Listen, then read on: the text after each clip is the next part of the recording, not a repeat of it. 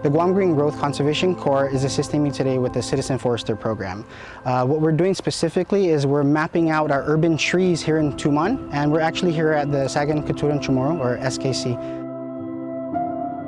Yeah, so the reason why we're mapping these trees is to speak on behalf of the trees.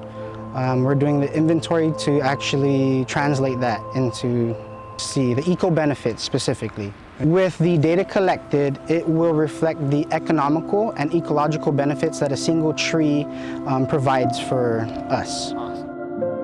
Download Google Earth and zoom into our tiny island and see how much native forest still exists. These trees do a lot of filtration for all the stormwater runoff that ends up in our ocean. I remember swimming down in Tumon as a child, and it was full of life, full of color. Now it's kind of all gray, and that's a result of the clearing of our forests. It's important that we have a lot of endemic species here that we need to protect.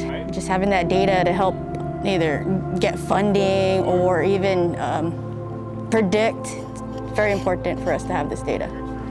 With G3 Conservation Corps being here with me today and assisting, we are actually going to have the eco-benefits that the 30+ trees we mapped out today provide us.